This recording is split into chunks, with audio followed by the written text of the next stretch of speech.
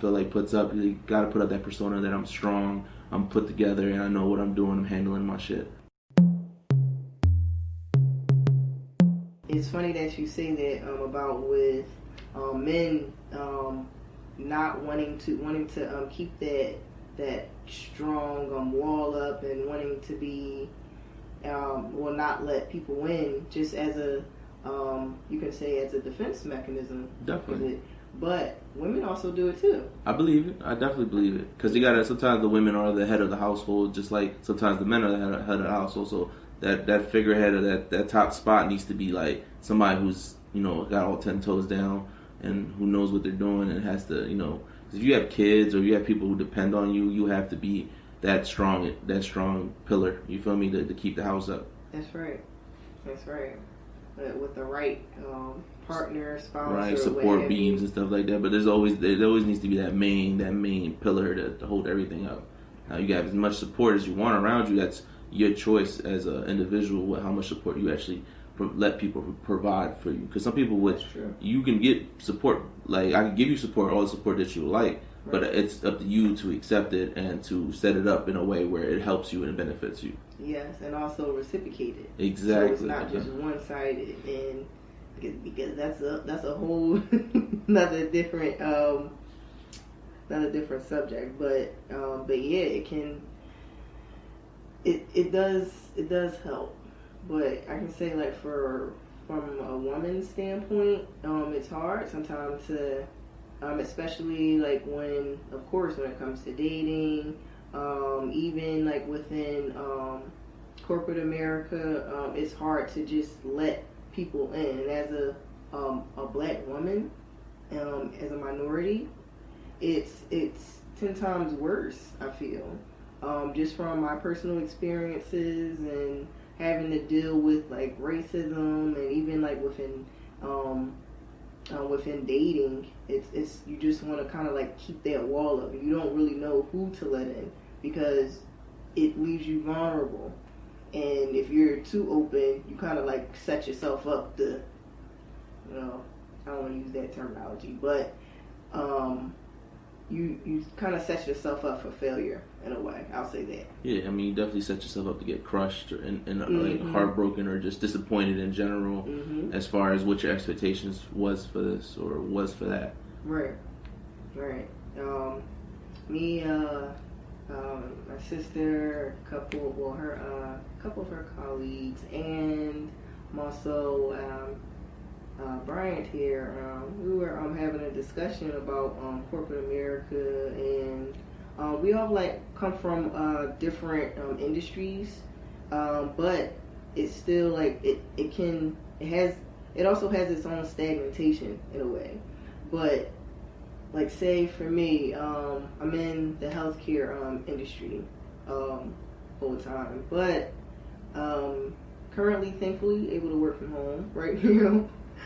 But it's frustrating. It seems like it's more frustrating, like having to deal with like what another person's thinking, as far as like supervisors, directors, colleagues, whoever. It can be very frustrating because you can't really, like, I guess you could say, reach out and touch the person or like really grasp what they are really saying or feeling. Versus like, oh, I see you on a Zoom, or I can hear you on a call, but I don't really know how you feel. I can't read your body language. I can't, so even though people lie, but still, it's different. But having to deal with racism in corporate America via virtual, shall we say, it's a whole nother ball game. It's a whole nother ball game, and especially being a woman, like you literally have to. I find myself like sitting at my desk, like at home, and I'm just like, really? Are you serious? Are we really going to do this? Like online, like this is virtual. Like you can't see my face. Of course I'm rolling my eye, but why are you like trying me when like I can't like reach out and touch you? I can't come to your space, or you come to my space, and we can talk about whatever. You just really trying me, and it's. Unfortunately, a lot of it goes, what should I call it? I'll say like with racism, a lot of it is surfacing now. Right. More than I mean, they're bold. Before. Yeah, they're real bold out here now. They're very bold. And for someone's mental, like that's going to trigger anxiety. That's going to trigger mood swings. You have to always like look over your shoulder. You have to, or feel like you're being threatened. Like, you know, with the mask guidelines now, you can't see somebody's like verbal cues and, you know, read their like, you know, mouth or whatever. So it's like they could be. Well, I know sometimes I cut people up behind my mask, but but it's just it's irritating. Like, have you felt any anxiety or had any of that lately? Like with amidst everything. I mean, definitely a little bit of anxiety. Just not knowing during the quarantine, not knowing when I'm gonna be going back to work. I got like 3-4 day notice before I got back to work. Like, yeah, and I wasn't working from home, I was collecting unemployment. Now I was living a life, just not spending no money because I was just at home. So I was saving a good amount of money just doing that. But yeah, no, the anxiety every day of just like, you never know if this person has it or that person has it, and I'm dealing with them and they're dealing with me, and we're in close proximity. 6 feet is necessarily like that far apart, and you know, 6 feet you can take a step and with being within 1 or 2 feet of somebody. That's right. It's true. And the mask, you know, everybody doesn't use the same type of mask. Everybody's using different type of textures or fabrics and stuff like that. Mm-hmm. So it doesn't really, you mean, it's there, but it's not like as efficient as it probably should be or whatever. Like, so, or like, or it's like, is it there? Right.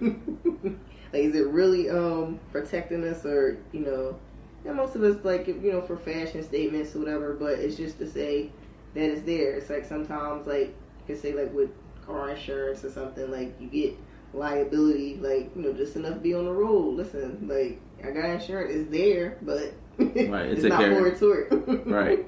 I'll take care of you if something happens, but me, on the other hand, no. Right. Not so much. But yeah, I've found that also well, first let me ask you this, like, what are some ways that you cope with your anxiety, or how do you bring yourself or talk yourself off the ledge, so to speak? Not in a necessarily negative way, but how do you? I find things that relax me, I guess, like music, video games, reading, TV shows and stuff like that. I find something that occupies my mind for enough time for me not to either forget about it or make it less of a big deal to me in my head, you know. So I just find something that will occupy me, maybe diving into my work and helping somebody make a hat or find a specific size they're looking for, a team, something like that. So it's like just keeping yourself occupied, and sometimes you're pushing off the problem, but that seems to help as well. Sometimes if you push it off to a later date where you're more set up to actually deal with it. Mm-hmm. Like if it doesn't need to be handled immediately, it can be put off. You feel me? Like you have as much time as you want to put it off. That's true. So sometimes it's not the best idea to put stuff off, but sometimes it actually is what you need. Right. Just a little like breather. I mean, I know there's plenty of times where you're in the middle of work and you get stuck on something. You know, let me just get a snack, and then you walk off, get yourself an apple or an orange or something. Yeah, or a little 5-minute cat nap, or let me step outside for a bit. You know, let the sun soak up some vitamin D, whatever. Like just to kind of step away. I know, like it was I want to say like June-ish. Like end of May, early June-ish, when the rioting was huge and everything. Like, I don't know what was going on with me that day. Like, I've had like, you know, like little like situations like within myself, you know, mentally sometimes, and it happens sometimes, you know, just being human. But that day, like, I don't know what was going on with me. Like, I was like, I felt like so outside of myself, and I took the initiative and reached out to my one of my employers and said, listen, I'm gonna, you know, email via email, I'm going to need a mental day. I was very clear about it. Like, I didn't understand what's going on with me. And, you know, sometimes, like, you know, I try to, like, fix myself in a way. And it's kind of, because, I don't know, me, I try to, like, fix everything. But, you know, you can't really do that. And I find a lot of people try to do that, fix their own problems. And it's not impossible, but it's just best to seek the proper help that you need versus trying to do things yourself. But for me, that day, like, I was like, I can't. Like, I can't focus. I can't work. I'll just be sitting here. And so, again, I reached out to my employer, and she was like, good. Like, you know, you're good. Like, do what you need. Take what you need. Hope you feel better. Like, she was very, like, understanding, like, the show must go on, but do take the time that you need. And it was a woosah moment for me. Like, it was just so much going on, and I just needed to, like, you know. And for me, I coped by, I like to read. I'm trying to start to, like, want to get to read more as far as hard copy books. But also, you know, I dip and dabble with makeup. That is one of my many talents.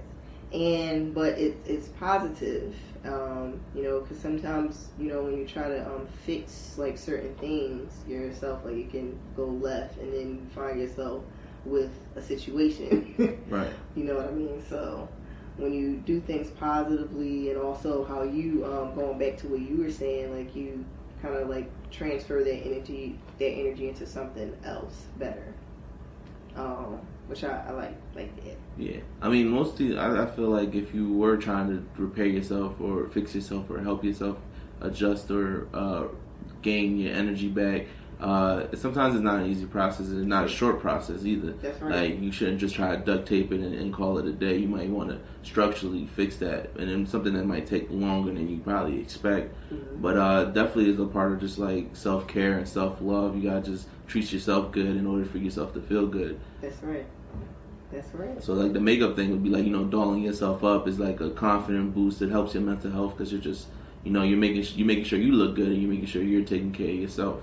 Mm-hmm. Yep. Self-care, self-esteem. But me, like, even though I love makeup, I love skincare, and, like, I think that's very huge too. I just like to, you know, pamper myself. Give myself a little facial, because I don't wear makeup every day. I don't feel like I need to, thank God. But it's nothing wrong with people that do. It's just, for me, you know, either way, I'm cool.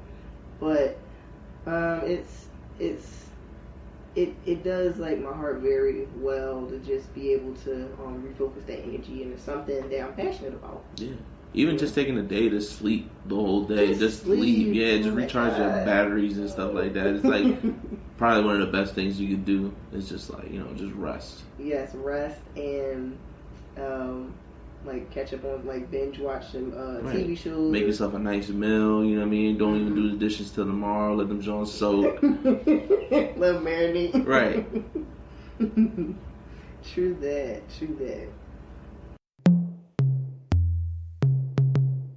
Like, funny story, not really funny, but I do have a very immediate family member that does, and it's just something that, you know, I just recognize, but, you know, they, with all due respect, they do suffer from mental illness, but I don't believe they have been diagnosed, and it's hard to kind of, like, as a person that's able to, you know, be able to see and kind of know what it is. You just have that feeling. You have that feeling, and then also, like, studying certain things, it's like, yeah, but then you don't want to be that guy to be, like, diagnose people, because I'm not licensed to do so yet. But it's like, yeah, it's something going on. there's definitely signs and stuff like that. Like, if they're lashing out, if they're just consistently in a bad mood or something like that. So those are some signs you definitely want to keep out for, especially the lashing out thing, because they will lash out at anything, at any moment, at any time, they can lash out. Like, you know what I mean?